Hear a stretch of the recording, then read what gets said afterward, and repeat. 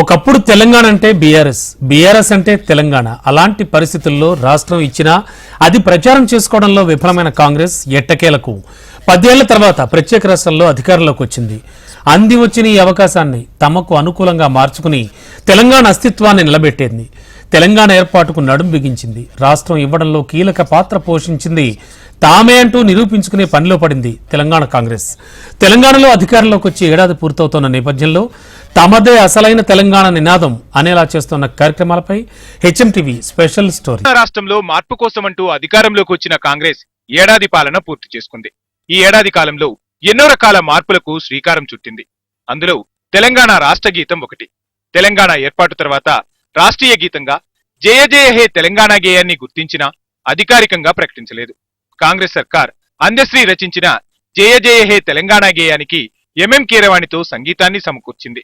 కాంగ్రెస్ సర్కార్ ఏర్పడిన తర్వాత తొలి రాష్ట్ర ఆవిర్భావ దినోత్సవం రోజున ఆ గేయాన్ని రాష్ట్రీయ గీతంగా అధికారికంగా ప్రకటించి విడుదల చేశారు. ఇక ప్రభుత్వం ఏర్పడిన 6 నెలల్లోనే జూన్ 2, 2024న వాహనాల రిజిస్ట్రేషన్ ప్రభుత్వ కార్యాలయాలకు రాష్ట్ర కోడ్ను టీఎస్ బదులుగా టీజీగా మార్చారు. ఉమ్మడి రాష్ట్రంలో తెలంగాణ ప్రత్యేక రాష్ట్రం కోసం టీజీ అని అనేక మంది వాహనాలకు స్వతహాగా రాయించుకున్నారు. దాన్ని దృష్టిలో పెట్టుకుని సీఎం రేవంత్ రెడ్డి సర్కార్ టీఎస్ స్థానంలో టీజీని తీసుకొస్తున్నట్లు ఉత్తర్వులు జారీ చేసింది. గత బీఆర్ఎస్ ప్రభుత్వంలో సీఎం అధికారిక నివాసం ప్రగతి భవన్ గా ఉండేది. కాంగ్రెస్ అధికారంలోకి వచ్చిన తర్వాత ఆ భవనం ముందు ఉన్న కంచెలు తొలగించి ప్రజాభవన్ గా మార్చారు.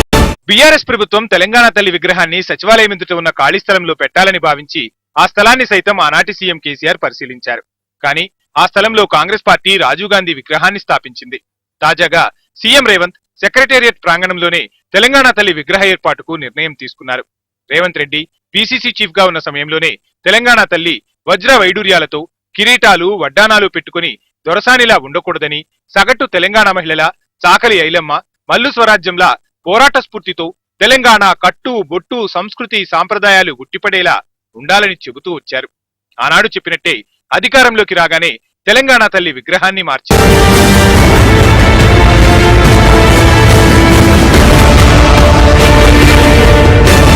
బీఆర్ఎస్ ప్రభుత్వం తీసుకొచ్చిన తెలంగాణ రాజముద్ర రాచరిక పాలనకు చిహ్నంగా ఉందని, దాని స్థానంలో అమరవీరుల బలిదానాలతో కూడిన చిహ్నం ఉండాలని రేవంత్ సూచించారు.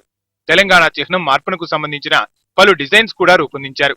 కానీ చిహ్నం మార్పును పెద్ద ఎత్తున వ్యతిరేకించడంతో ఆ నిర్ణయాన్ని తాత్కాలికంగా వెనక్కి తీసుకున్నారు.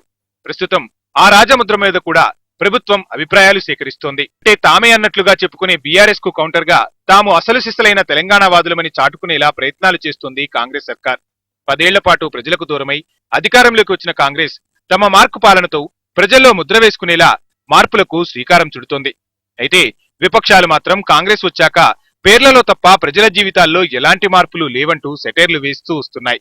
ఈ క్రమంలో విపక్షాల విమర్శలను తిప్పికొడుతూ కాంగ్రెస్ ప్రభుత్వం ప్రజలకు దగ్గరయ్యేందుకు ప్రయత్నిస్తుంది.